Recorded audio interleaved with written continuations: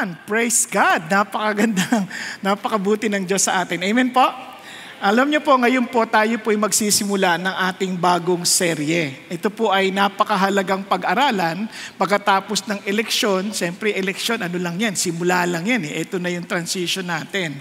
Ngayon, iba sa inyo marahil ay malungkot. No? Iba naman sa inyo masaya. Iba naman sa inyo, okay lang, parang ganyan lang, wala lang, parang ganon, di ba? Pero alam niyo po, itong pag-uusapan natin mas mahalaga. Ay, bakit kamo? Pag-uusapan natin ang money, good or evil. Bakit naman pera? Now, alam niyo po ba, nagkaroon ng pag-aaral sa California, sa US, for example, na tinanong nila ang maraming tao. Alam niyo po bang 76% ng mga tao ay hindi kontento sa kanilang pera? Amerika ito sa yaman ng Amerika. Sabi ko, kung hindi sila kontento sa pera nila, paano na kaya tayo? Nakuha ninyo? Kasi isipin nyo, yung isa sa mga bina-Bible study ko, halimbawa lang, nagkaroon siya ng increase. $2 per hour. Sabi ko, wow, $2 per hour. Imagine, i-times mo yan by 8. O, magkano na yan? 16, tama ba? Tama pa ba ako yung math ko? 16. I-times mo yan by 50, for example lang. Example lang, 50. Sa US dollar na lang natin computin. I-times mo yan sa 50. 52, 50. Basta 50 na lang para hindi mahirap computin. O, magkano na? Ha? Bakit 800? Isipin nyo, $16 $16. O, magkano? O, ganun na nga. 800. Kasi 800 increase lang yan sa kada araw. No, bilang nagtatrabaho sa faktorya, pag-isipan niyo mabuti. Kasi hindi pa sila kontento. Samantalang yung increase na yon, mas malaki pa sa kinikita ng minimum wage sa Pilipinas. Di ba? At samantalang sa Pilipinas, ang saya-saya pa natin. Pagandahan pa tayo ng must. Talaga makikita mo, hirap na tayo sa pera, pero pagandahan ng must yan. Yung, diba? Must pa lang yan, wala pa yung mukha dyan. Naintindihan niyo ibig sabihin? Pinapakita ko sa inyo. At nagkaroon din ng pag-aaral that 64% na pinag-aawayan sa bahay ay dahil sa pera. Napag-isipan nyo. At 54% naghihiwalay, nagdi-divorce dahil sa pera. Now, bakit po importante yan? Isipin nyo, the basic unit of the society is the family. Kung sabog yung pamilya dahil lang sa pera, kahit sino pa'y nanalo sa taas, wala yung kwenta. Naintindihan natin? Dahil yung basic unit ng society, yan ang magpapaunlad ng bayan. Gusto nyo ba ng isang dakilang bansa? Dapat mayroong mga dakilang Pilipino. Isipin nyo kung bawat isa sa atin, dakila, umaangat, maayos ang pamumuhay. Di ba, isipin nyo, ang ganda ng Pilipinas, dito pa lang yan sa Pasig at Quezon Baray, kung saan kayo, Quezon City o saan man, biruin nyo impluensya ng bawat isa sa atin. Andyan pa ba kayo? Kaya importante itong pag-uusapan natin kasi maraming tao, akala nila gusto ng Diyos na lagi tayo nag-aalala sa pera. Ayaw ng Diyos na lagi tayong financially stressed. Ayaw ng Diyos yun. Pero ang problema, hindi alam ng tao paano dapat lang gawin. Itong malungkot na realidad, sabi ni J.C. Ryle, 2/3 of all the strikes, 2/3 ng lahat ng away, gulo, sabi niya, pati mga dimandahan sa mundo, nagsisimula sa isang simple lang na dahilan. Ano nga daw? Pera. Kasi dapat nating maintindihan na we need to find out anong sinasabi ng Diyos, how to live. Now friends, listen to this.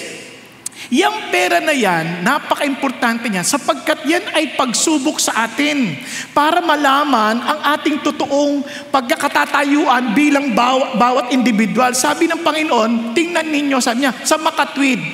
Kung hindi ka tapat sa paggamit ng makamundong yaman, sabi niya, sino magtitiwala sa iyo ng totoong yaman? Pero palang totoong yaman. Ng totoong yaman na talagang dapat mapasa atin. So isipin niyo kung taglay-taglay natin yan, wow! Ang ganda ng ating buhay. Kaya ito po, ibang tao naisip na nila. Meron na nag-iisip, mga nakausap ako. Oh, ito na lumabas sa eleksyon. Mukhang ito na panalo. aalis na lang kaya ako ng bansa. Meron ako agad ganon. Mamumundok na lang kaya ako. Iba-iba na yung mga iniisip nila. O kaya naman ano na lang ako, bibili na lang ako ng armas para pag nagkagulo, meron ako. Ano ka ba? Walang ganon. Hindi yan ang dapat nating isipin. Kung kayo mananampalataya, itong sabi ng Panginoon Diyos. Tingnan nyo, una sa lahat, ang ating gagawin, entreaties, prayers, petition, thanksgiving, lahat yan pumapaloob sa pakikipag-ugnayan sa Diyos. Sabi nga, para kanino? Sa lahat ng tao. Sa lahat ng hari at sa lahat ng nasa kapangyarihan. Upang magkaroon tayo ng mapayapa at maayos na pamumuhay sa katwiran at karangalan. Sino bang ayaw niyan? Kaya nga tayo mainit dun sa eleksyon. Marami sa atin init. Kasi gusto natin na isang maayos, makatawasay, mapayapang pamumuhay. Tama po? Pero hindi sila ang may solusyon. Kumbaga, tuk-tuk lang sila Tip of the iceberg. Yung laman, tayo yun mamamayan. Ang sabi ng Diyos, etong una natin gawin. Ipag-pray natin. Hindi naman natin pinagpe-pray ang lahat ng tao Subukan nyo lang. Pinag-pray nyo ba yung katabi nyo? Tingnan nyo nga. Kanina nga, pagpasok, excuse me. Ayun na, nagpo-worship. Kasi naman, late dumating. Diba? Hindi mo man lang ipag-pray, Lord, salamat po, dumating siya. Hallelujah. Kasi Thanksgiving At least, diba, nabagang-bagala lang sa pag-awit, pero purihin ng Panginoon, parating siya. At meron pang upuan. Diba, hindi, ano ba naman? Late. Yung iba naman, may naka-reserve ba dyan? Ang sungit ng dating, no? May naka-reserve? Sabing walang reserve Christian naman, di ba? Kaya dapat tayo talagang manalangin Kasi para magkaroon tayo ng isang matiwasay na pamumuhay. At itong magandang pangako ng Diyos. Sabi ng Panginoon, at yung puso ng hari, kung ating ipagpipray yung mga namumuno, para lang yan, daluyan ng tubig sa kamay ng Diyos. Siya ang maghahatid kung saan niya ito dadalhin. Kaya wag natin agad isipin, patay na. Walang ganon. Kasi paano ka nakakatiyak na yung gusto mo, yun talaga magbibigay ng kaayusan? Diyos lang ang pwede. Nagkakaintindihan? At ang susi, tayong mga Christians, dahil tayo ang inatasan ng Diyos na manalangin para sa kanila. Ang malaki nating problema, hindi natin sila pinagpipray. Kaya nga noong nakarang linggo, bago pa iyak na ako na iyak sa Diyos. Kasi sabi ko, Lord, alam ko, medyo hindi magiging magandang mangyayari. Hindi naman yung hindi magandang mangyayari kasi yung iba talagang yung sa mga Christians ang inaalala ko Iniisip ko yung mga Christians kasi tayo ang magiging thermometer at thermostat ng bansang ito Pag ang mga Christians mainit para sa isa't isa, sana kung mainit pagmahal, kundi mainit sa sapakan. Christian na yan, inutusan tayo ng Lord magmahalan Tapos nagsasapakan tayo, ang sakit nun. Relax lang tayo, huwag tayong sabihin, huwag mo akong sasabihin na sobring ng Diyos Sobra ka na. Parang, ano ka ba? Mas magaling ka pa ngayon sa Diyos. Di pagmamayabang na yan. Nakuha ninyo, pag hindi tayo nakinig sa Diyos, hindi natin, siyempre, bakit? Kalooban ba ng Diyos ang ganito? Relax ka lang. Kahit na, sa palagay mo, kahit sa mundong ito, sino ba ang tuwid? Kaya alam nyo, kahit tayo mga Christians, hindi tayo nagtitiwala sa isa't isa. Kasi nung bago tayo maging Christian, so iba nga Christian pa nasa eskwelahan pa lang, nandadaya na ang marami. Naalala ko noon, natukso ako doon sa exam, dahil may midterm exam kami, naka-absent ako dahil may sakit ako. Pagpasok ko, sabi sa teacher ko, Ma'am, bigyan niyo ako special exam. Sige, dito ka sa isang silid. Mag-exam ka. Hindi ko alam yung pinag-usapan. 2 linggo ako absent eto na. Huwag ka na mag-aral. Kaya mo na yan. Nandyan yung mga aklat. Ag-exam. Tapos, eto na. Hindi ko alam yung talaga yung sagot. Kahit anong gawin kong palipit sa ulo ko. Sabi ko, Panginoon, hindi ko ito naintindihan. Tapos, nag-pray ako. Nakita ko yung libro. Answered prayer. Binuksan ko. Sinagutan ko. Sinabit ko kaagad. Tapos pag uwi ko sa bahay, nag-pray ako. Pag-pray ko, pagbukas ko ng Bible ko, ang galing talaga ng Bible, Eksakto, nandun na ako sa, the Lord hates cheating and loves honesty. Iyak ako. Sabi ko, Panginoon, anong gagawin ko? pumunta ka sa teacher mo. Punta ako sa teacher ko ngayon. Sabi ko, ma'am, patawarin niyo ako. Nagkamali po ako, nandaya po ako. Hindi ho dapat eh. Sabi ng Diyos, ayaw niya ito. Kaya wag niyo na pong i-consider yung exam ko. Di bali mawalan na ako ng scholarship. Basta mahalaga ho. Tama ho to. Sabi ng teacher, nakatula lang. Ay, meron pa palang ganyan? Sabi ko, bakit po? Nagulat ako, meron pa palang totoo. Nagulat siya na meron pa umaamin daw sa kasalanan. At dahil doon, yung mismong teacher ko naging Christian. O, di ba? Kaya alam nyo, ang laking bagay, tayo magsimula. Maging matuwid tayo sa pakikitungo sa ating kapwa. Pero paano natin gagawin yan? Kaya nga napaka-importante, we learn to choose wisely. Tandaan ninyo, yung perang binigay sa atin ng Diyos, ito ay larawan lamang ng ating mga tinatangi sa buhay. And oftentimes, yung ating paggamit dyan ay sa tamang pagpili. Katulad ng iba sa inyo, siguro paggising pa lang sa umaga, ang unang quiet time nyo, payday sale. Oh, ganun na kaagad. Lord, ito na ba?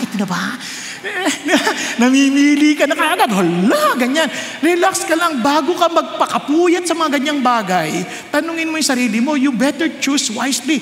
Because life is a matter of choice. Tandaan nyo, life is a matter of choice, whether you like it or not.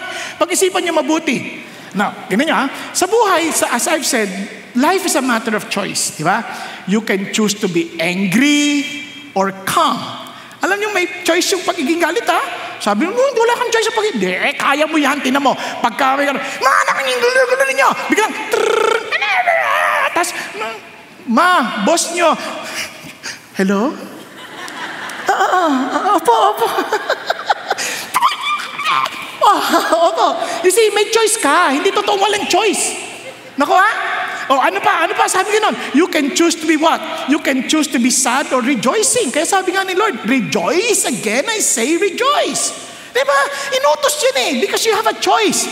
You can choose to be poor or wealthy. Pwede ba yun? Pwede mo bang piliin yun Ganto na kami, talaga mahirap na kami. Pwede. You know why?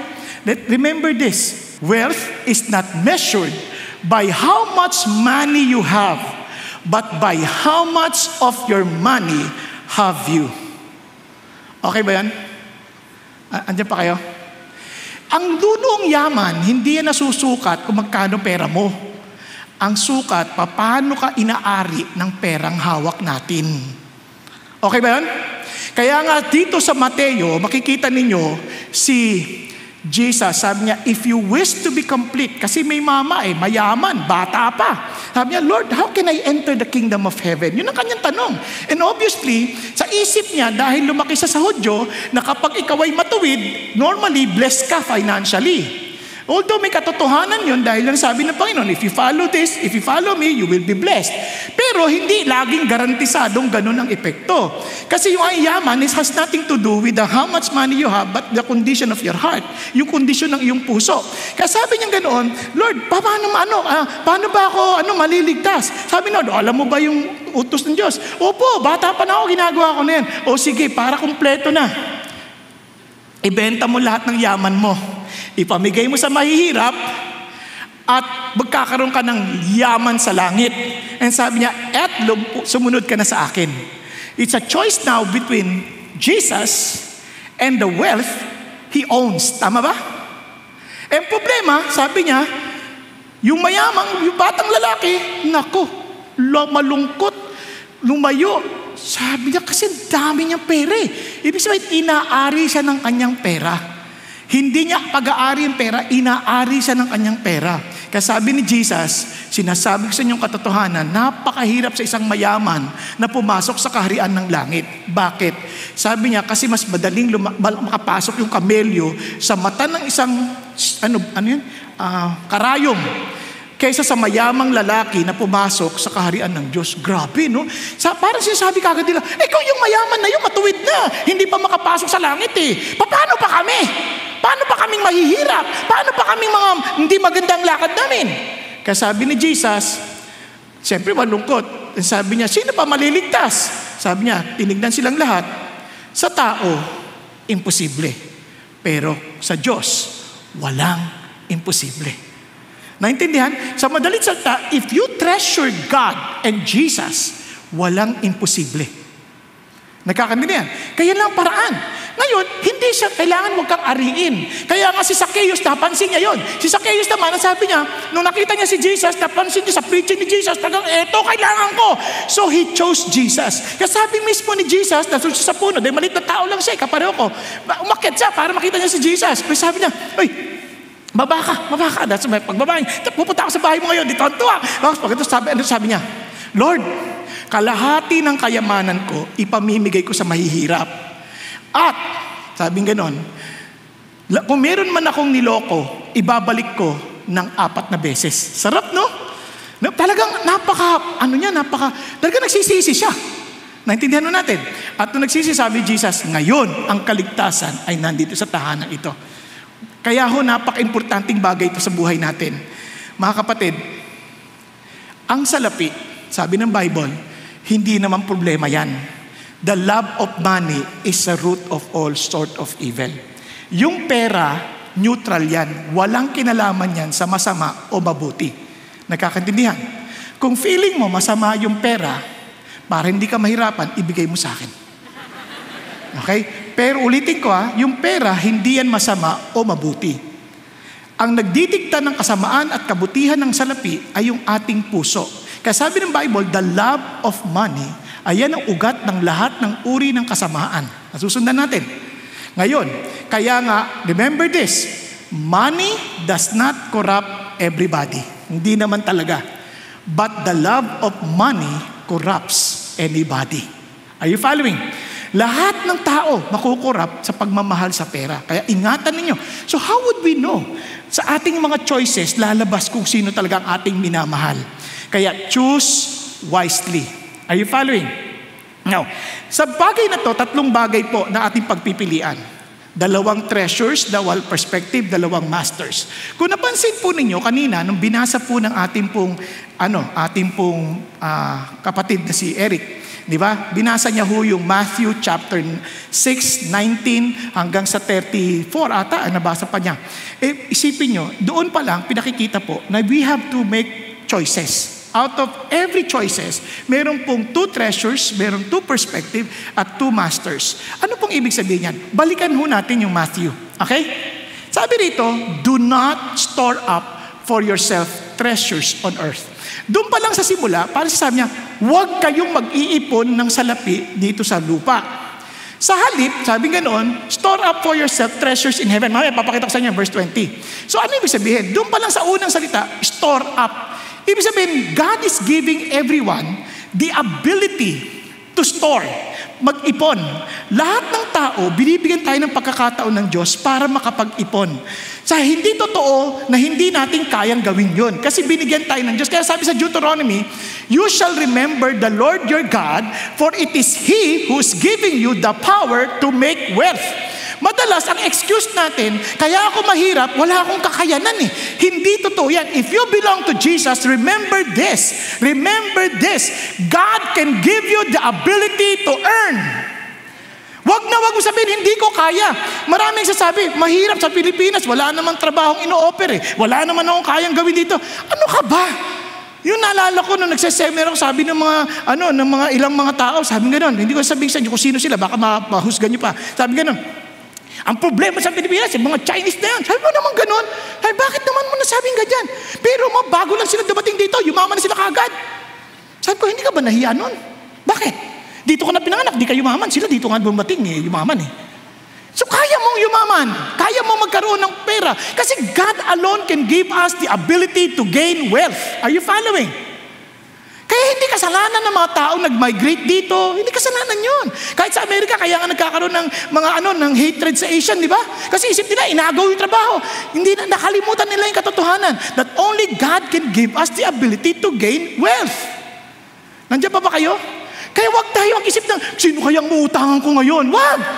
Tanungin mo, God, give me the ability to gain wealth. Kasi yun ang gusto mo eh. For us to earn. Kasi tayo, meron tayong mga kamay. Kaya nga doon, pag binasa niyo yung, do not worry, di ba? Look at the birds in the air. They could not, parang store food in the barns. Ano sasabi ng Lord? They cannot harvest. Ano sinasabi ng Diyos? Sila nga hindi nagwo-worry. Hindi nga sila, wala silang kakayanan mag-ipon. Kayo pa, may kakayanan mag-ipon, may kakayanan magtanim, may kakayanan mag-ani. Tama? God gives us. Kaya kung kumikita naman tayo, don't ever forget this. Hindi yan dahil sa galing natin, kundi dahil sa abilidad na binigay ng Diyos sa atin to gain wealth. Are you following? Kaya walang magmamalaki. Hindi pa sabihin, kasi matalino ako kasi maganda ako kaya kumikita ako ng malaki. Hindi totoo yan. Di ba yan ang pinapakita sa mga advertisement? Pagka kaya daw nakuha yung posisyon kasi ang ganda ng buhok niya. Gumanon? Kaya eto na, manager na ako, di ba? Kasi yung buhok na gawin. Paano na kami mga wala? Nakuha ninyo, wala doon. God alone can give us the ability to gain wealth. Kasi sabi ng Bible, gayahin nyo lang yung mga ants. May prinsipyo ang Diyos. Sundin nyo yung mga paraan ng Diyos. If you believe in God, you follow God's principle. Hindi ka lugi. Look at the ants. Mga tamad. Sabi niya, tingnan mo nga yung mga langgam na yan, sa liliit na yan, pinaapak-apakan nyo pa. Di ba? Sabi niya doon, tingnan nyo kala mga paraan at maging matalino kayo. Sabi niya, wala silang pinuno. Hindi sila kailangan bantayan. Alam problema sa maraming tao, kaya hindi sila kumikita ng maayos. Kaya maraming kumpanya nagsasara. Marami, and we call ourselves the only Christian country in the Far East. Bantayin tayo. Pag nagtatrabaho, pag may bantay, ang sisipag. Pag wala, naalala ko sa Korea, pinag-oobserbahan ko yung nagtatrabaho, autumn, RTW, kaya naman iniwan na tayo ng mga Koreano Kung magtrabaho, parang malulukot ulit, nagpa-planchang ganyan, bilis.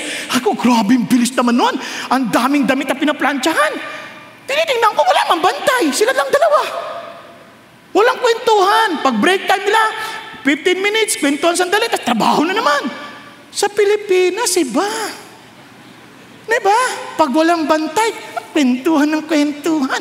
Ay, ganda ng business proposal, ha? Cute. Diba? Mas grabe yung 39. Ang pinag-uusapan mga Koreano. Naintindihan po? Pagkatapos, pag dumating yung boss, biglang sisipag. Sabay, pag alis ng boss siya, pag-uusapan, grabe ang boss na yan. Nakita ko yung kahapon. Ay, paano tayo uunlad? Diba? Tapos sabihin natin, si Lord kasi yung labo, kasi yung leaders namin. Come on, tayo may problema. Matuto nga kayo sa mga langgam na yan. Yan langgam, yung masisipag, hindi mo kailangan bantayan, gagawin yung trabaho. Amen? Pag sabi mo sa katabi mo, mabuti na lang, para kang langgam. Diba? Ang sipag mo, hindi ko kailangan tapikin para manatiling gising. Ay, hindi, joke lang. Totoo naman, di ba? No, kaya prepare. He prepares their food in the summer and gathers a provision. Alam nila yung timing. Hindi sila parang hindi sila papetik-petik. Naku Kaya alam niyo bang, mahirap ang Koreano nun, tayo pa tumulong sa kanila? Tayo tumulong sa kanila. Grabe. Nung nag-stay kami sa Korea noon, umiiyak yung host namin. Ba't kami iyak? Kasi itong kanin na to, naku, kung hindi kayo mga Pilipino, kayo, wala kami. Patay na kami. Kundi sa mga bigas sa padala ninyo. Ngayon kami ang kakain ng bigas, umiiyak kami. Wala na kami bigas. Inaabot namin 20 na lang daw per kilo. Kawawa mga magsasaka namin. Pag-isipan niyo mabuti. Kasalanan naman natin yun Kasi alam niyo bang sikreto ng mga Koreano noon? Para lang maintindihan natin. Sabi ng Time Magazine, the Koreans make the Japanese look lazy. Sa sipag ng mga Hapon, nagmukha silang tamad pag hinambing sa Koreano. Sobrang bibilis. Maglakad, grabe. Nakita niyo naman, sinabi ko sa inyo nun, di ba? Yung pati zombie na, mabilis. Di ba? Ang Pinoy ang sarap-sarap. Christian na Christian. Relax lang. Ano sa service? 3:00. Ano oras na? 3:30. Nag-worship pa naman Diba? Parang trabaho, no? Parang ang laking hamon sa atin yan. Kaya nga, sabi ng Bible, tingnan nyo, kung talagang naintindihan natin Christianity, sabi niya, if anyone does not provide for his own, especially for those of his household, he has denied the faith and worse than an unbeliever. Kaya nung nagpastor ako, tawag ko ng Diyos, sabi ko, Lord, paano pag ako nagpamilya? Ano papakain ko sa kanila? Ito nabasa ko, sabi niya, kapag hindi ka nag-provide sa pamilya mo, sabi ganoon, mas masahol ka pa sa mga hindi mananampalataya. Di mapoprovide dyan. Lord, pangako mo yan, binigay mo yan sa akin, inutos mo yan, ibig sabihin, bibigyan mo ako ng kakayanan para mapakain ko yung pamilya ko. Nagkakaintindihan? Yung sa awa ng Diyos, mataba pa rin ako. Dahil hindi kami ginugutom ng Diyos. Mga kapatid, listen. Our God gives us the ability to earn. Kaya ang basic principle ng pera, hindi mo naman niya makakamtan ng hindi mo pinagtrabahuhan. Are you following? And God Himself gives us that ability. Hindi yung presidente magbibigay sa atin ng kakainin. Di ba? Ang magbibigay sa atin, tayo magdidesisyon yan kasi papaangatin natin yung gobyerno, itong pamahalaan dahil tayo nagkakaisa na intindihan natin ang ating responsibilidad. Andiyan pa kayo? O tuloy tayo. Kaya naman, anong dapat natin gawin? Ang problema, saan ka mag-iipon? Iyon. Yung energy mo sa pagtatrabaho, sa pagkita, saan mo yan iniipon? Kasi sabi ni Lord, do not store up for yourselves. Are you following? For yourselves. Hindi para sa iyong sarili. Treasures in heaven. But where neither moth nor rust destroys and where thieves and do not break in or steal. Kanina, do not. Tama? Dito naman, do store. Parang store up for yourself. So yung sarili mo, store up for yourself. Ano sinasabi niya? Treasures in heaven. Sa langit daw. Paano? Walang moth, walang rust. Kasi lahat tayo, whether we like it or not, lahat tayo, we are treasuring something. Nagkakaintindihan? For example, yung word na moth, ginagamit yan, ito yung kumakain ng mga tela, kahit anong mamahaling tela yan.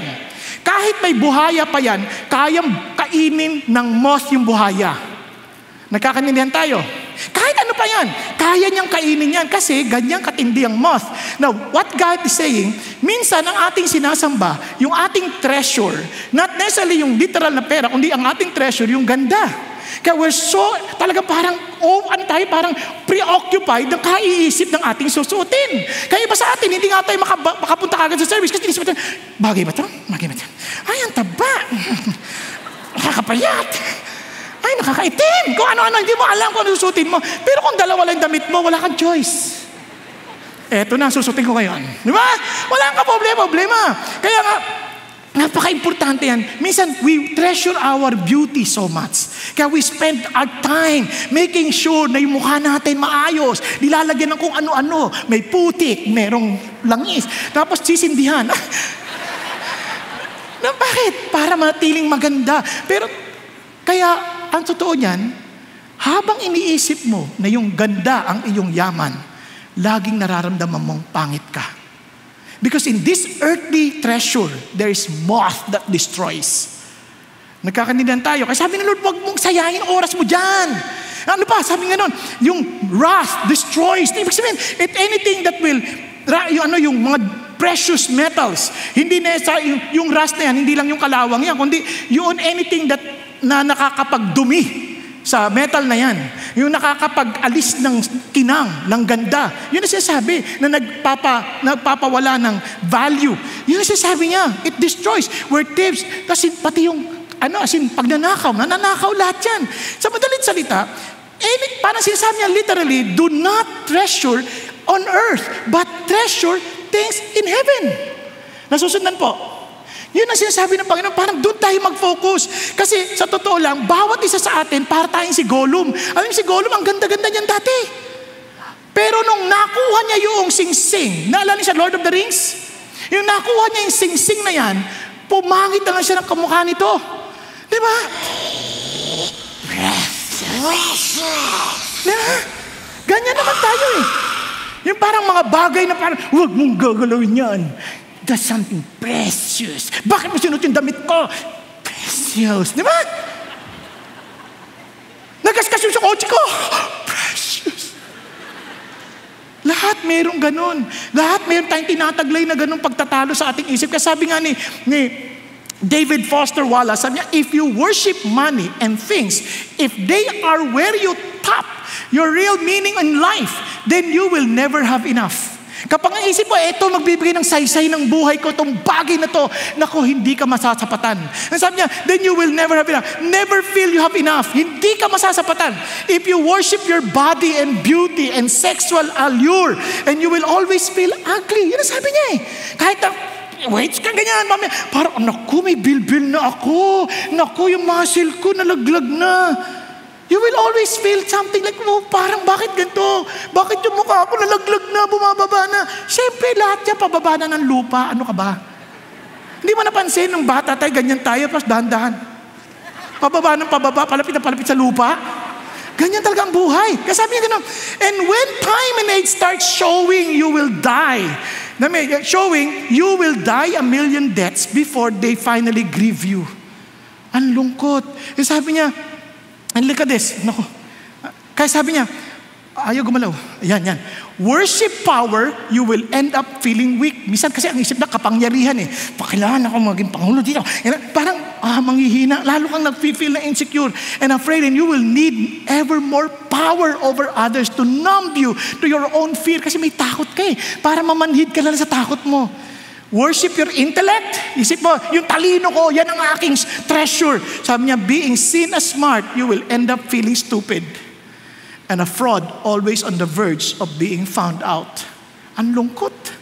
Can never treasure anything on earth. It is useless. Nagkakaintindihan? Huwag mong sayangin ang energy mo dyan. Bakit? For where your treasure is, there your heart will be also. Tingnan nyo mabuti ha. Kung saan yung yaman mo, dun yung puso mo. Are you following? Kunwari, kung ang yaman ko nasa Cagayan, sa Cagayan, pag nandito ako sa Manila, hindi ako mapapakali. Pag matagal na ako sa Manila. Kasi ang yaman ko nandoon eh. Naintindihan natin. So now imagine if our wealth and treasure is Jesus Christ. Di ba yun ang pagpipili nung rich man eh. Benta mo lahat ng ari-arian mo, bigay mo, tapos maka na sa akin. Maniniwala ako sa'yo? I will choose you and follow you? Come on. And consider you my treasure? Ikaw ang yaman ko? Wag naman. Wala namang ganyan. So you have to make a choice. Are you following? And sabi niya, if you follow me, sabi niya, then your treasure, your heart will be with me. Kaya sa choice natin sa buhay, ano yung affection natin? Nasaan yung affection natin? Nasaan yung damdamin natin? Nasaan yung puso natin? Nasaan yung pagmamahal natin? Alam natin yan. Kung ang pagpili, ganun din ang hamon sa akin noon. Pinagpipili ng Lord, oh Lord, maglilingkod ka sa akin? O hindi? Naman eh, ayoko na maghirap eh. Sa akin ka maglilingkod? Hindi naman ako agad sumunod sa Diyos eh. Ilang beses mo ako tumakbo. Susunod na ako sa Diyos, hindi ko may pagpapalit. Naalala ko ng unang mga bahagi ng pagbiministeryo, hindi naman talaga madali. Yung mag-aaral ka, susubsob yung sarili mo sa pag-aaral, tapos hindi mo alam sa kukuha ng kakainin mo. Hindi ba, naalala ko pa, may sakit akong ganyan, punta yung kaibigan ko, sabi ng kaibigan ko, oh, may sakit ka, kumain ka na ba? Hindi pa eh. Bakit? Wala lang. Anong wala lang? Wala lang. Wala lang kakainin. Wala lang kakainin. Sabi niya, ano ka ba? Ba't hindi mo lang sumpahin si God? Ba't mo susumpahin si God? Loko-loko to. Ano mo susumpahin si God? Umalis. Pag-alis niya, nagdala ng mansanas, nagdala ng mga mansanas sa mga panahon na mamahal. Di ba? Nagdala ng mga prutas. Yan, kumain ka. Kung di pa kita dadalan eh, grabe si God, no? Pati demonyo ginagamit, ha? Anong punto ko? Parang, ang Diyos napakatapat eh. Relax ka lang. Naintindihan mo, hindi mo kailangan na parang naggaan, parang dili. Kasi yung puso mo, kung saan yung yaman mo, nandun ang puso mo. Kaya nga si Demas, hindi nakatagal sa ministeryo. Tinan mo si Demas, having loved this present world, has deserted me and gone to Thessalonica. Crescens had gone to Galatia. Titus to Dalmatia. Ano sabi niya? Iniwan kami sa sobrang pagmamahal niya sa mundong ito. Hindi niya nakayanan. It was a choice. Mamimili ka talaga. It is a choice of your treasure. Kaya sabi ni John Wesley, sabi niya, I value all things only by the price that shall gain in eternity. Yan lang. Yan lang ang hahangarin ko. Anything that has a price that will gain eternity. Bakit? Kasi po, ito pong malungkot na realidad. Tatandaan niyo to, ano bang ibig sabihin nitong mga rat na to? Sabi ni James mismo, come now you rich, weep and howl for your miseries which are coming upon you. Sabi niya, your riches have rotted. Napasin niyo ba yun? And your garments have become moth-eaten. Parang-pareho. Di ba? Do not store up your treasure in, sabi niya, on earth, sabi niya, where moth, rust, your gold and your silver have rusted. and their rust will be a witness against you and will consume your flesh like fire. It is in the last days that you have stored up your treasure. Allah ka, meron palang ganun, meron palang epekto yun. Kung saan mo nilalagay yung yaman mo, saan mo nilalagay yung energy mo, saan mo nilalagay lahat ng magagawa mo, makamtan mo lang yung gusto mo. At sabi na magbibigay ng significance sa buhay mo, sabi niya, iniipon mo yan para sa huling araw. Sabi, hindi niyo ba nakita yun? Paano na ginawa yun? Paano sila nag-ipon ng gantong bagay na nakasisira? Sabi niya, behold, the pay of the laborers who mowed your fields and which has been withheld by you cries out against you. Umiiyak yung mga manggagawa dahil hindi mo binibigyan tamang bayad sa kanila. Parang wow. Dapat habang ikay nagpapakasagana sa buhay mo, yung iba nagkakanda kumahog di man, pati na lang yung alam nyo ba, itlog na pula, yung pa ipapahid sa kanin para lang magkaroon ng kulay ang kanilang kinakain. Pero sa kabilang bahagi, yung mga, kala nyo ba, mayayaman lang may ganyang problema? Maging din yung mga nagtatrabaho. Namumblema yung boss nila, umiiyak sa Diyos dahil ninanakawan sila ng kanilang mga manggagawa. They're storing up treasures on earth will moth and rust destroy. Nakakadinihan? Katina niyo sabi ng Lord, tingnan, pakinggan niyo. You have lived luxuriously on the earth and led a life of wanton pleasure.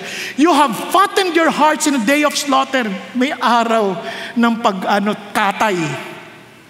At kinundinan ninyo at nilagay niyo sa kamatayan ng mga matutuwid na wala nang silang kalaban-laban sa iyo. Dahil sa ginamit ang salapi. Ano mga usapan ngayon? Magkano ba magpapatay? Ganito lang naman yan. Riding in tandem. Ganun usapan. Nagugulat ako. Meron bang ganyan? Para ka naman bago sa lupa. Pero that is exactly what God is saying. Using money to destroy lives. Using money to take advantage of others. Kaya alam natin, if we are treasuring money on earth, anong feeling niyo sa mga mayaman? Pag tayo naiinis sa kanila, parang, yabang nila, porma nila, ganyan, ganito ko lang, ganyan ko, yabang nila. Ibig sabihin, our wealth and our treasure is on earth. Kaya tayo nasasaktan. Kasi kung ang treasure natin si Jesus, hindi tayo nasasaktan. Hindi tayo naapektuhan ng mga yaman ng ibang tao. Ngayon, anong attitude natin sa mahihirap? Ganun din. Kapag feeling natin may pera tayo, anong attitude natin sa mahihirap? It only shows that somehow our treasure is still on earth. Parang minamalit natin mga mahirap, parang hindi natin sila inakausap, parang sino ka para yung sumakay sa elevator, kilala mo kung sino ako? Di ba? Minsan, mga kawawa yung mga gwardya, pag, sir, kailangan niyo po, kilala mo ba kung sino ako? Hindi nga po, kaya hinahanap ko ID niyo eh. Di ba? Parang may mga ganong pandating. Bakit? And those are treasuring, parang you're storing up treasure on earth. Kasi nga, ang totoong yaman, pag nakita mo yung yaman ng Jesus, wala kang tinatangi kasi Jesus kasama mga makasalanan. Enjoy silang nakikipag-usap kay Jesus kasi wala siyang tinatangi. Nagkakaintindihan? Ang mga naiinis kay Jesus, yung mga dahil hindi siya nagtatangi, yung mga Pariseyong mukhang mahilig sa pera at nagtatangi na iba na parang sila banal at lahat ay makasalanan. Hindi niyo ba nakita yan minsan na nangyari sa atin? Sometimes we're too judgmental towards each other. As if tayo lang ang tama, tayo lang ang magagaling. Kaya tayo nagagalit minsan sa mga argumento, hindi tayo makapag-present ng sarili natin mga ideas. Bakit? Isip natin, pag sinalungat tayo, mas magaling ka sa akin? Kaya doon tayo nagagalit eh. Hello? Kaya we are, storing up treasures. Kaya sabi ng Bible, katuruan niyo yung mayayaman ha. Bantayan sila. Present world na. In this present world, not to be conceited, not to fix their hope on the uncertainty of riches. Wala naman doon talaga eh. Yung yaman pwede mawala eh. Yung bangko pwede magsara. Meron nga nag-iiyak, 1 billion, nagsara yung bangko. Sabi niya, kasi manager, kaibigan, sabi, alam ko, nandiyan ka naman, ingatan mo. Pero wala, 500,000 lang din ang kanyang PDIC. Nakuha na natin. Ano ba sabi niya? Who richly supplies us with all things. Sino magsusupply? Sino magsusupply? Si God. Pakisabi mo sa katabi mo, si God ang nagsusupply. Who richly supplies us all things to enjoy. Instruct them to do good. Sa halip, maging mabuti tayo. To be rich in good works. To be generous and ready to share. Sa madalit sa may pera ka o wala, you can be rich in good works. Amen? Pwede ka maging matulungin. Ready to share, storing up for themselves what? Treasure. Where? In heaven. Mayaman na mahirap. You can store treasure by doing good works. Rich in good works. Yung good works, maraming paraan yan. Dito lang sa atin, halimbawa sa CCF, look at us. Di ba? Paano tayo nagtutulungan? Kung hindi ka member ng small group, mahirapang maintindihan. Kasi dito, hindi ka pwede sabihin, oh, laki ng church, tulungan mo kami. Hindi. Saan mo small group ka? Sino dito hindi, ang member ng small group? Pakita sa kamay. Yung member ng small group. Okay. Sino dito hindi member ng small group? Hindi membro.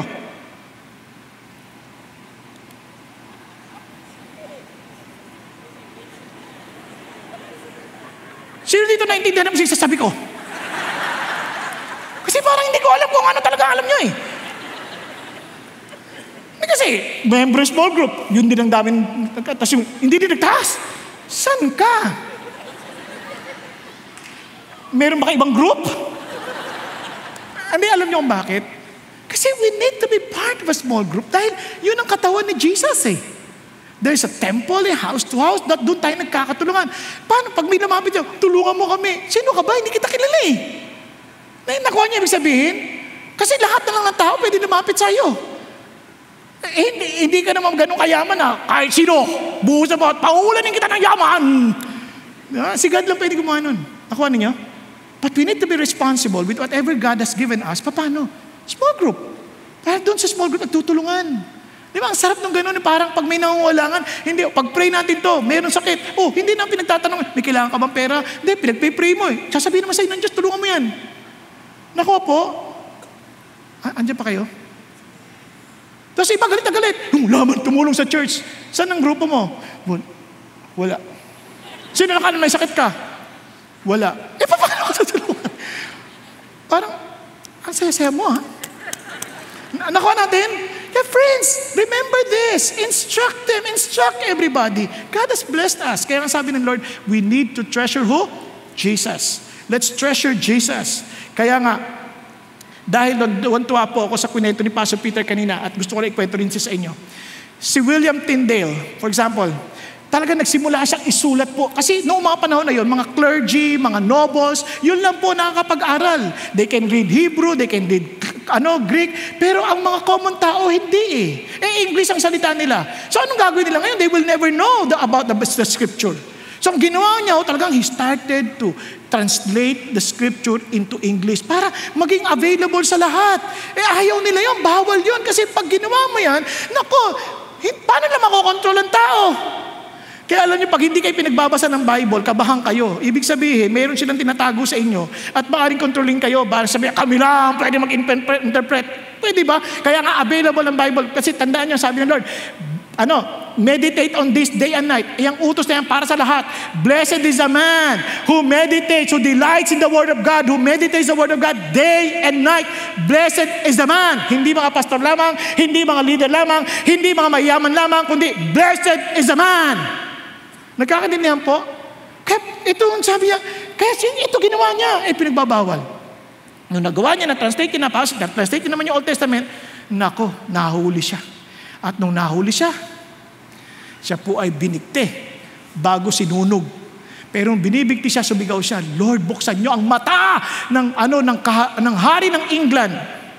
2 years later, inag-utos ng hari na maging available ang English Bible sa mga parish churches. At 75 years later, hindi naisilang, kundi pinag-utos ni King James na i-translate ang Bible. Ang tinatawag lang, the Authorized English Bible. Yan po yung King James Bible. Nagkakaintindihan tayo na halos lahat hango doon sa translation ni William Tyndale. Tyndale, no? Ano ba kayo? Now, paano nagawa ni Tyndale yun? Magastos yun. Yes, kasi merong isang Henry Monmouth na siyang nagtumulong dahil siya po ay negosyante at siya po ang nagsuporta para sa bagay na ito. Dahil naniniwala siya sa pasanin ni William Tyndale at naging kaibigan siya ni Luther at ni Frith. At itong napakaganda. Hindi man siya kilala ng tao, kahit sa kasaysayan, kahit ngayon, hindi kilala ng tao, isang araw, pagdating natin sa langit, magpapasalamat at sasabihin ng Panginoon Diyos, kapatid, nakilala mo si Jesus dahil nagbasa kang Bible ng English, yan ang promotor, yan ang tumulong sa pagta-translate. marahil lahat tayo tatayo at papalakpakan at sabihin, purihin ang Panginoon Diyos. Amen? Kaya ang tanong mo sa atin, saan natin ginagamit ang yaman ng Diyos?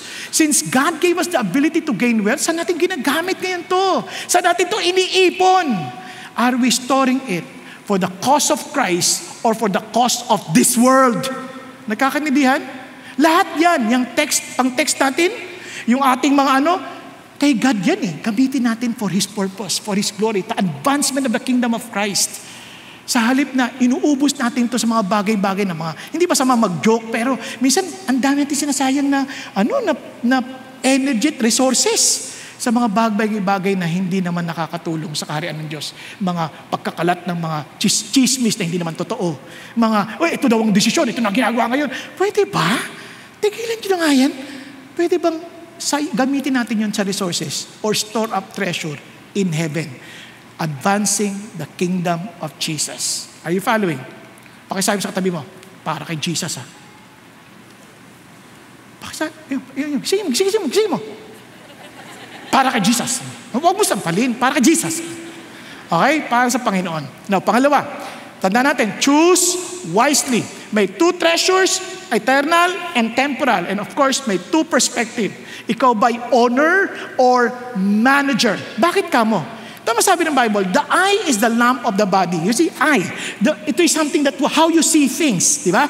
The eye is the lamp of the body. Yan daw ang lampara ng ating katawan. Sabi niya, if your eye is clear, your whole body will be full of light. Now, katulad nito, yung mata natin, alam natin working. Kasi yung liwanag, di ba? Because of the light na pumapasok sa atin, sa mata. Na-identify natin different colors, na-appreciate natin mga nakita. Pero pag may diferensya yan, for example, nawalan ako ng salamin. May diferensya yan, hindi ko masyadong na-appreciate kasi parang kulang ng liwanag, parang gusto ko pang liwanagan para makita ko pa. Nakuha ninyo? Andiyan pa ba kayo? So parang, kapag may problema yung mata, siyempre, hindi mo na-appreciate lahat ng bagay. Kaya maraming tao hindi nagpapasalamat sa Diyos sa anong meron sila. Kasi malabo ang kalang nakikita. Hindi lang na-appreciate yung mga bigay ng Diyos. Now, tuloy tayo. But if your eye is bad, yun ang sasabi niya, kaya your eye is bad. Kaya nagiging swapang tayo. Kasi even the very term na yung eye is good or eye is bad has something to do with generosity or being greedy. Pag eye is bad, greedy ka. Madaling salita, because you do not appreciate, hindi ka natutuwa, hindi ka nagpapasalamat sa binigay sa iyo ng Diyos, may tendency maging makasarili tayo. Tayo po ay inisip natin, sarili lang natin. Myopic tayo, hindi natin nakita ang malayo ang bagay. Laging ito lang. Yung ano kailangan ko ngayon, paano ng buhay ko ngayon. Hindi mo nakikita yung iba. Nakuha po? Now, tuloy tayo. Sabi niya, kaya, how great is the darkness? Alam niyo bang ganun ka-importante ang mata na yan? Alam niyo bakit? Kasi tayo lahat, yung pera na yan, nakakabulag yan. Nakakabulag. Sabi nga ho ng isang pastor sa Amerika, sabi niya, pag-isipan niyo mabuti. Alam niyo kapag nagkasala ka ng adultery, alam mo yon. Alam mo pag nagnanakaw, tama? Alam mo pag nagsisinungaling. Pero alam mo ba kung ikaw ay greedy? Kasi magkano ang sapat? Yun ang tanong Magkano ang sapat? Hindi natin alam minsan Magkano ang tamang tubo? Hindi natin alam.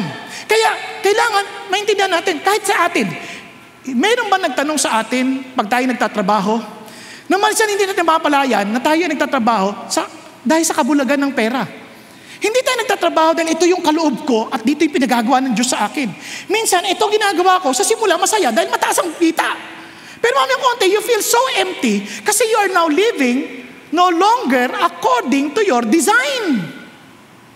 Hello? Andyan pa kayo? Kaya meron naman po mga negosyo, hindi na iniisip, ito ba'y nakakatulong sa kapwa? Ito ba'y nakakatulong sa lipunan? Hindi, basta kumikita kami. Even at the expense of the lives of people, wala kaming pakialam. Kahit na yung mga tao na yan, magkandapuyat-puyat at hindi na makabangon at magkasakit dahil kasalanan na nila yan, wala kaming pakialam. Walang ganun. Kasi ang totoong nakakakita at naiintindihan niya na ang kanyang trabaho, ang kanyang pagkatao, yung treasure niya is to bring blessing to people. Are you following?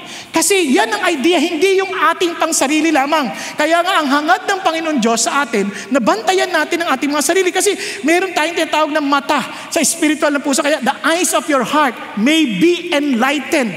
Yung Mata, hindi lang yung literal na mata, kundi the ability to perceive. Kaya nga perspective. Yung ma-perceive natin, ito ba yung kailangan ng tao? Ito ba yung kailangan kong gawin? Ito ba yung dapat kong gawin? Kaya sabi ng Bible, tingnan niyo po anong pinagbabantay niya sa atin? Sabi niya, beware. As in, beware. And be on your guard. Pag sabi mong beware, be aware. Aware. Paano ka naging aware? Yan naman, aware. May nakita ka, tama? Tapos be on your guard. Paano ka magbabantay? Kunyari kung guardia ka, pwede ba yun? Kasi naalala ko nung bata kami sa, may mga Indian, nakaganyan, yung mga nasa Indian bazaar, nagbabantay, isang mata nakapikit. Sabi ko, gising ba yan? Di ba? Parang, totoo ba yan? Tapos mamaya, isa naman. Ano yun? Natutulog ka lahat. Isipin niyo ko yung guardia natutulog. Aware ba siya nun? Hindi siya aware. Hindi siya on guard. Tama? Andiyan pa kayo? Tingnan niyo katabi niyo, on guard pa ba yan? Diba? Pagka hindi ka na nakatingin, hindi ka na, kasabi, ano babantayan mo? Guard against every form of greed. Lahat ng uri ng pagiging masakim, maging makasarili. Not even when one has an abundance, does his life consist of his possession. Sabi niya, hindi naman nasusukat yung halaga at yung saysay ng buhay sa kanyang pag-aari. Naintindihan po?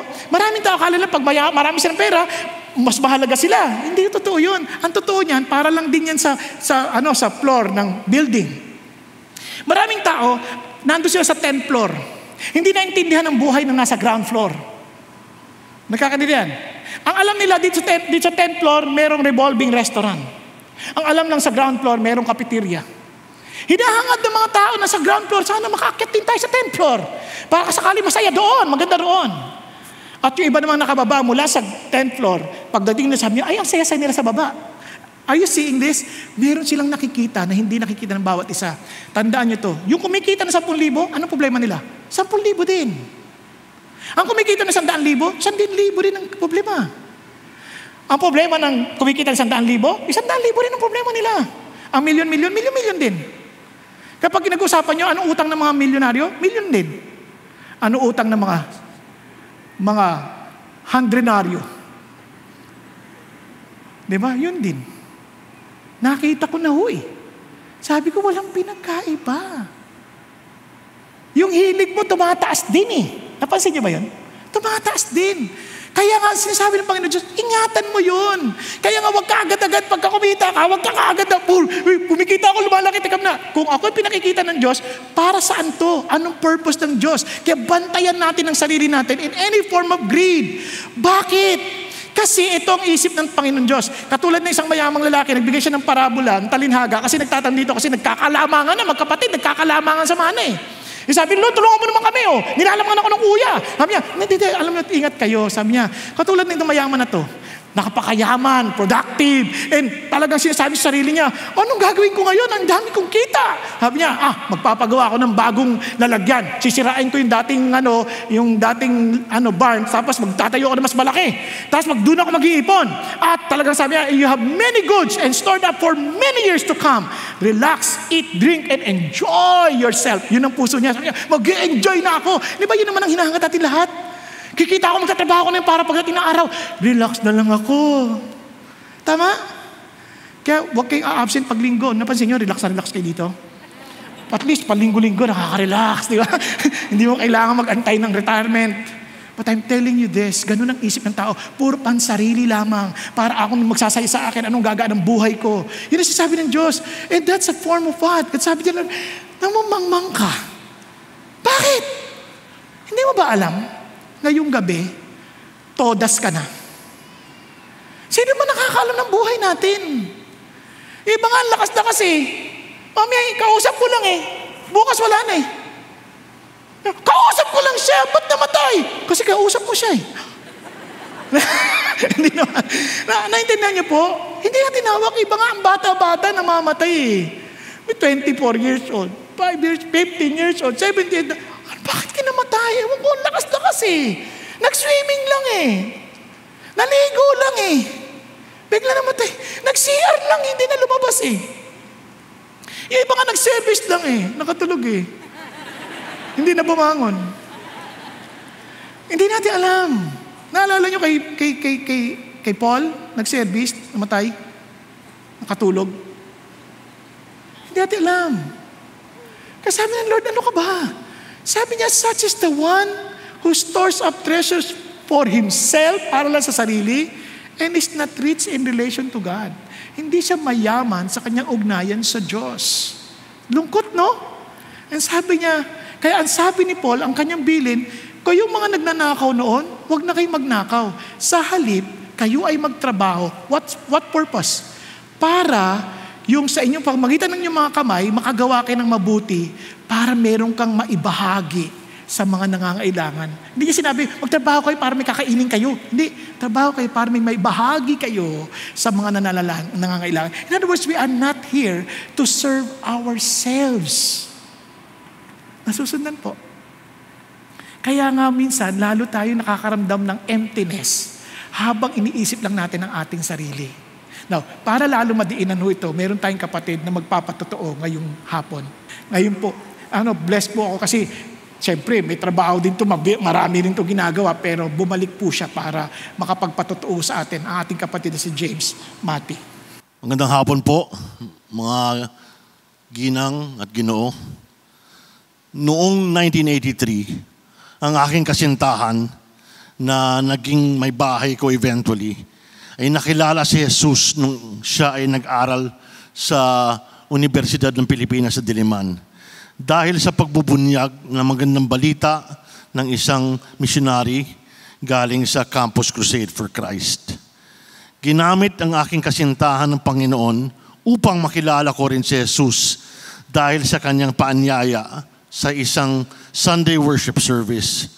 Magmula po noon, lumago ang aming relasyon. Kami ngayon ay 12 taon ng mag-asawa. Higit na 15 taon magmula ang aking asawa na isang manggagamot, siya isang anesthesiologist, ay nasaksihan ang mahigpit na koneksyon between ang wastong pagkain at ang kalusugan ng tao. Binigyan din niya na ang pagkain ay gamot, that food is medicine. Itong advokasya ang naging dahilan ng kanyang matinding interes sa agrikulturang organiko, ang hindi paggamit ng mga pesticides, fertilizer na synthetic sa pagtatanim. Sa kanyang pananaliksik, nabasa niya na ang pinakamahirap nating mga kababayan, ng mga nasa laylayan ng ating bansa, ay ang mga magsasaka at mangingisda. Kung sila ay nakaluklok sa kahirapan, paano sila magdadala ng kalidad na pagkain sa ating hapagkainan? Kung pakonti ng pakonti ang nais magsaka, paano makakaroon ng food security ang ating inambayan? Hindi ba natin sila kailangang iprioridad sa ating mga kawanggawa? Naisip po namin ang aking may bahay na kung kakaunti lamang ang manggagawa ng Ebanghelyo, sabi nga ng Panginoon, the harvest is plentiful but the workers are few. Bakit natin hindi mag-volunteer na alagaan ang ating magsasaka? Tulungan natin sila ibalik ang kagubatan. Tangkilikin natin ang kanilang mga ani. Tulungan po natin makapag-aral ang kanilang mga anak. At higit sa lahat, ipakilala si Jesucristo, ang ating tanging Panginoon at tagapagligtas. Yan ang sabi sa akin ng aking asawa, si Maylene. Sang-ayon ako sa kanyang mga mungkahi at adhikain. Pero ang sabi ko sa kanya, marahil hindi ito ang tamang panahon. Dahil itong panahon na to, noong 2009 po, bumagsak ang ekonomiya dahil sa global financial crisis, kung naalala niyo po. Ang global financial crisis ay magdudulot ng kawalan ng katiyakan sa ating hanap buhay. Pero naramdaman pa rin ng aking may bahay na ito ang bulong ng Panginoon sa kanya. Magsasakripisyo na lang kami sa aming kita upang itatag ang Green Earth Heritage Foundation. Ito ay nangyari nung taon na yon, 2009, nung Mayo 22, 2009 po.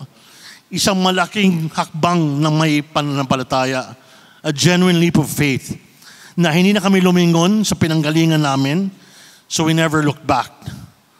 Matapos ang 13 taon, pumasok kami sa isang teritoryo na hindi pamilyar sa paanang bundok ng Sierra Madre sa San Miguel, Bulacan.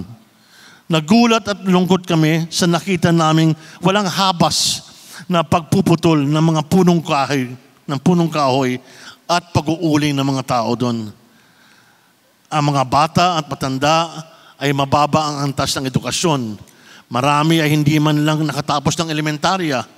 Maraming palaban na tao, walang madali at malinis na tubig, walang kuryente. Kumapit lang kami sa Panginoong Hesus. Sa kasalukuyan ngayon, kami at ang mga nakibalikat sa amin ay nakapaaral ng higit na 40 scholar from preschool to college. Meron ng mga anak ng aming magsasaka at iba pang mga mahihirap na nakatapos na ng accountancy, agriculture,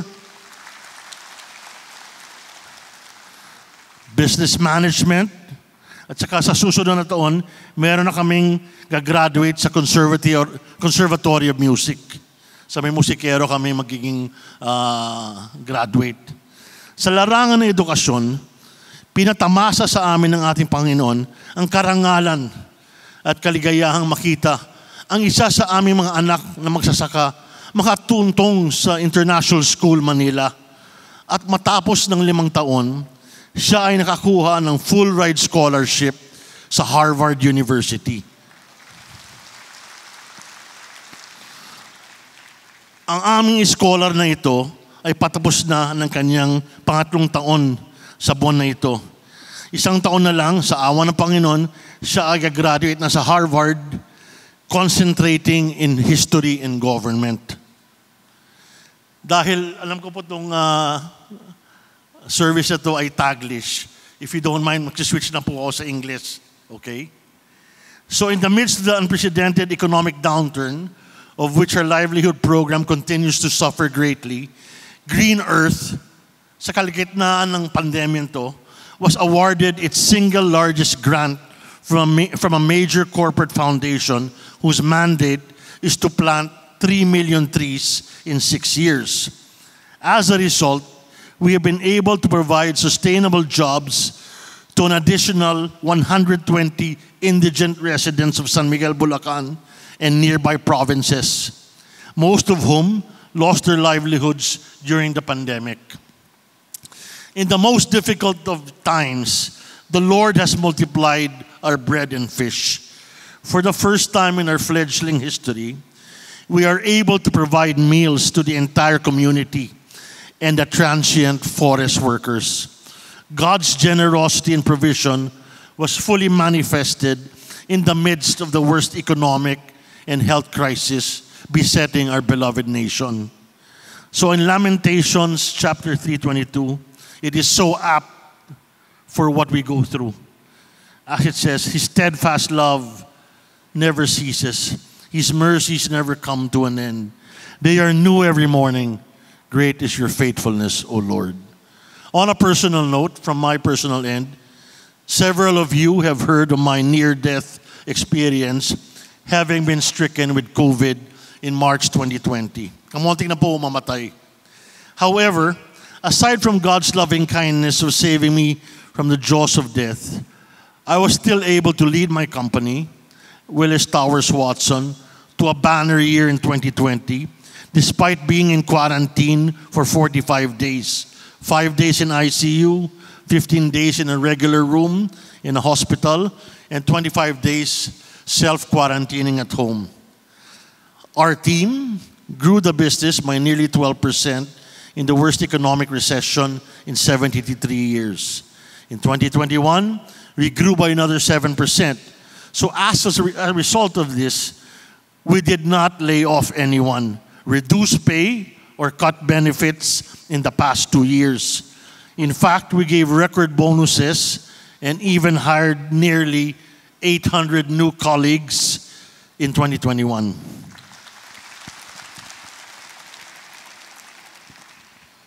So sino dapat ang tumanggap ng pasasalamat na to?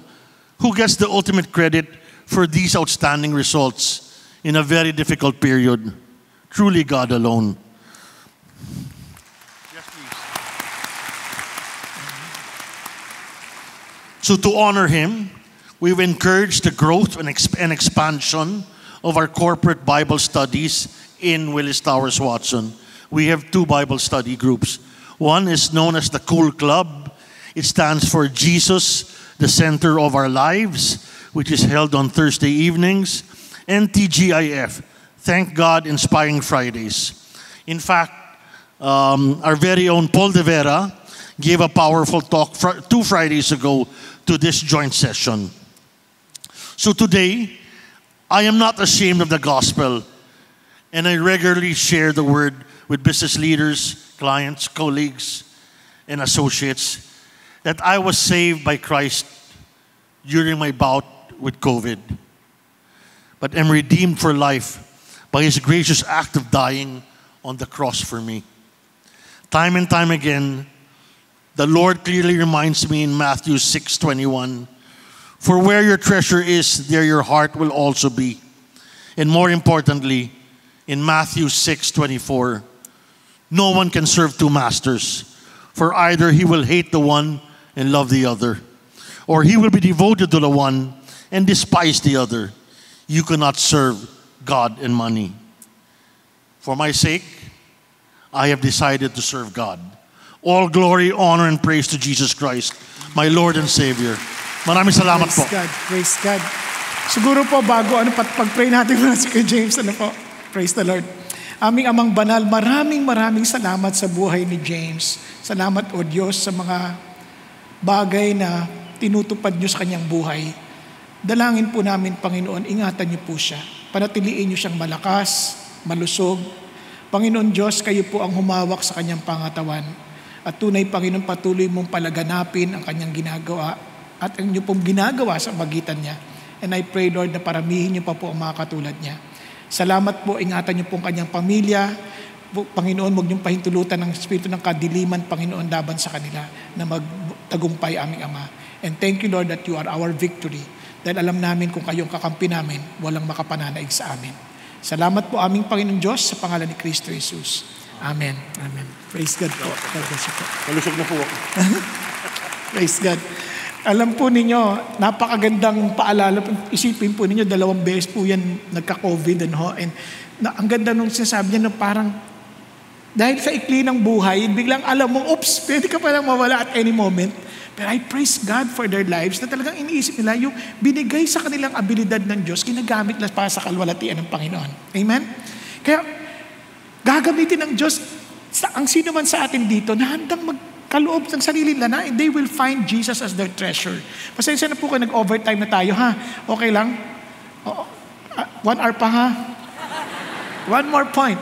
Now, kaya nga ito po yung napaka-importanting bagay na paalala ho sa atin. Namatay. Now, ito pong pangatlong gusto kong maunawaan natin, ito po. Now, listen to this. Kaya sabi ng Panginoon, okay.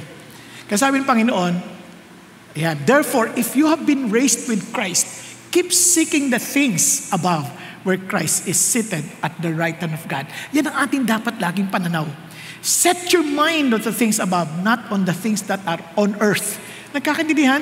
If Jesus is our wealth, for you have died and your life is hidden with Christ in God, and when Christ, who is our life, is revealed, then you also will be revealed with Him in glory.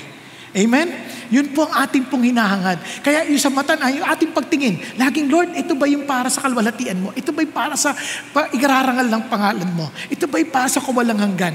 If we are to spend our money, kaya minsan nire-rebuke din ako ng asawa ko, minsan, bumili ka ng ganito. Minsan sa totoo lang, napapabili ako na hindi ko kailangan. And sabi ng Lord, makikinig ka sa asawa mo, ha? Parang Holy Spirit din yan, paminsan-minsan. Di ba? Kaya nga, pero kaya naman nababantayan. And praise God. Kaya ang tanong sa atin, mayroon ba nagbabantay sa atin? Are we willing to listen to a person of accountability? Kasi wala nagsasabi sa iyo kung sino wala naman nag-aamin sa atin na selfish tayo or greedy na tayo eh. Wala naman nagsasabi. Minsan, hindi natin alam eh. Kaya we need somebody to help us to see it. But we must be willing to open our eyes. Amen? And finally, ito kaya, importante po ito. Ano ka ba? Owner ka ba o manager? Now, kapag ikaw ay manager lamang, you do things according to what God or your owner wants. Amen? And finally, ano pong sinasabi ng Bible? 2 masters. Ito, dito tayo magtatapos. Now, no one can serve 2 masters. Hindi ka pwedeng sa yaman o sa panlupa at saka sa Diyos. Hindi pa pwede. No one can serve 2 masters. Either he will hate the one and love the other, and he will be devoted to one, despise the other. You cannot serve God and wealth. Napakalinaw ho niyan. Kaya maraming tao po, hindi lang pinapansin yan. They want to use God para sa kanilang advantage. Kaya maraming nagagalit sa Diyos pag hindi sinasagot ang kanilang panalangin. Hindi totoong Diyos, hindi niya sinasagot ang panalangin ko. Kasi hindi ka talaga naglilingkod sa Diyos. Ginagamit mo ang Diyos para paglingkuran ka. Are you following? Ako nagpapasalamat ako sa Diyos na hindi niya sinagot lahat ng prayer ko. Di ba? May mga pagkakataon, Lord, kunin mo na ngayon at yun. Buti hindi niya sinagot. Di ba? Nakuha niyo, kasi masamang tao ako eh. Di ba? Lord, ganyan. Kaya buti na lang, kasi God is God. Kaya nga, how would you know na you're serving God and not wealth? How would we know na ang pinaglilingkuran natin si God at hindi wealth? Gusto niyo malaman? Sa test of control. Paano? Kapag lagi tayong worried, look at this, you cannot serve God and wealth. For this reason, as I say to you, do not be worried about your life. Kasi ang worry, control yan eh. Kaya ka nagwo-worry kasi nawawalan ka ng control. Isip mo, ikaw ang Diyos. Inisip natin tayo yung Diyos. So, we're playing God. Kaya sabi nga ni Pastor Peter last week, you are not God. Pinagdidina, you are not God. So, napaka-importante isip natin, hindi ako ang Diyos. God is God. Hindi ako may control. Kaya hindi ko kailangan mag-worry. Di ba? Kailangan ko magtiwala sa Diyos kasi mas alam niya kung anong gusto niya. Hindi ko kailangan pagproblemahin, kakainin ko, at yung iinumin ko, yung katawan ko. Hindi ko isipin yun. Yung maganda ba ako? Hindi. Si God may hawak niyan. Sa totoo lang, the more na hindi ka nagwo-worry, mas babata ka pa nga. Okay ba yun? Sino dito lagi nagwo-worry? Pakita sa kamay, be honest. Be honest. Sa mga hindi honest. Alam nyo, pag lagi tayo nagwo-worry, hindi tayo nakatingin sa Diyos eh. Akala natin ang buhay natin, hawak natin. Friends, ulitin ko hindi ka mamamatay kung hindi pa tapos ang Diyos para sa'yo. Nagkakaintindihan. Pero kung hindi mo gagalang si God, tapos ka kahit hindi ka papatay. Are you following? Now, kaya importante ito. Kaya tingnan nyo sabi ng Bible, tingnan nyo do not worry. What will we eat? What will we drink? What will we wear for clothing? Sabi ng Lord, for the Gentiles, those people who do not know God, eagerly seek all these things. Mga hindi kilala si God, at hindi la tatay si God, at hindi la master si God, yan ang lagi nang hinahanap. Inisip nila, anong kakainin? Anong susuotin? Paano kami lilikom ng maraming pera dito para siguradong sa kinabukasan ko may raon ako sa lapi? Ang kinabukasan, hawak ni God. Hindi ko sinasabing hindi tayo responsable. Responsable tayo because we do things according to God's ways. Kaya huwag kayong aalis sa mga series natin kasi pag-uusapan natin yan. Para pati yung sa bagay ng utang, ganyan, tuturuan kayo ng Diyos. Okay? Kaya ito, kasi sabi niya, alam ng Diyos, alam nyo lahat yan. Kaya nga, if God is our God, ang hahanapin natin ang kanyang paghahari. Ang hahanapin natin ang kanyang katwiran. Hindi tayo makikipag-compromise sa mga maling gawain, sa mga katiwalian. And all these things will be added to you. Ano sabi ng Lord? Siya magbibigay sa'yo ng kakailangan mo. So, do not worry about tomorrow. Nagkakaintindihan? Hello? Ngayon, ang tanong ho sa atin ganito, sino ang ating treasure? Kaya nga ho, binabalik ko sa ating puso at sa ating isipan that our treasure must only be God. Si Jesus lang. Tingnan niyo sabi ng Lord, that their hearts may be encouraged, having been knit together in love, attaining to all that wealth that comes from full assurance of understanding, wealth that comes from the full assurance, resulting in the true knowledge of God's mystery, that is Christ Himself, in whom are hidden all the treasures of wisdom and of knowledge. Kaya ang unahong bagay, kaya nga pinagpipili tayo, treasure in heaven, perspective, and God. Anong ibig sabihin nun? Or master, we choose Christ to take over. Are you following? That He is our only wealth. Siyang ating yaman. Napaka-importante. Bakit to si Jesus? Pag-isipan nyo mabuti, and I will end. Pag-isipan nyo mabuti, lahat ng yaman sa lupa, kailangan mong mag-boost ng totoong lahat ng energies mo para makamtan mo ito. Nagkakaintindihan? Ang yamang si Kristo, siya ang nag-iwan sa lahat ng comfort ng langit, lahat ng yaman dahil pag-aari niya naman lahat ng bagay, bumaba sa lupa, para ano? Para ikaw at ako ay kanyang mabigyan ng pagkakataong maranasan ang yamang ipinagkakalob niya sa ating lahat. Kaya nga, He was made poor that you and I become rich. Bakit? Dahil ito ang totoong yaman. Ang yaman, kahit wala kang pera, kung hindi ka nag-aalala, sobrang yaman mo. Amen po? Kaya kung ang yaman, kung relax ka sa buhay, parang wala kang pinoproblema at binibigay mo lahat sa Diyos, ang yaman mo. Pero kung pinapasan mo ang daigdig, sobrang hirap mo kahit sa'yo na ang daigdig. Pero kung pasan-pasan mo to, wala ring kwenta. At ganyan ang buhay ng marami natin. And alam niyo po ang ginawa ng Panginoon Diyos? And ito sabi niya, itong napakaganda sinabi niya, nung tayo po ay iwan niyang langit na matay sa krus, biro mo, itong yaman na ito, siya ang bibili sa atin. Hindi tayo ang naghahanap sa Kanya. Siya ang naghanap sa atin. Kaya pinili ka sa lahat ng lahi, ikaw ngayon ay saserdote ng kalangitan. Sabi niya, a holy nation, a people of God's own possession. You are God's own treasure. Nasusundan? Kaya hindi mo pwedeng kaya nga, narinig niyo po yung sabi niya, Bill Bright, sabi niya, yung sa Campus Crusade for Christ, naging Christian sila, and alam niyo kung bakit sila mayroong ganong desisyon? Dahil may mga tao po, katulad doon ni Bill Bright, na handahong sumunod sa Diyos because he understood the treasure of Jesus Christ.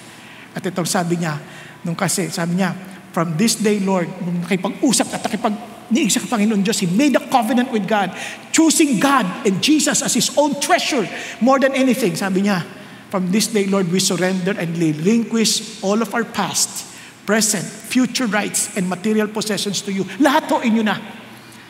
As an act of the will, by faith, we choose to become your bond slave and do whatever you want us to do, go wherever you want us to go, say whatever you want us to say, no matter what it costs for the rest of our lives. With your help, we will never seek the praise or applause of men or the material wealth of the world. Ang laya. Ang laya. Naalala ko, and I will end. Sa maraming bagay sa buhay namin, ang hamon lagi, will you follow me or not? Will you choose me or not? Nung bago po ako dito sa CCF, ginagawa ko itong building. Katamang-tama natanggal ho ako sa ministry. Wala ho kaming natitira ko. Yung ipon ko ho, sabi ko, Lord, kailangan ko ho sa ministry yung sasakyan.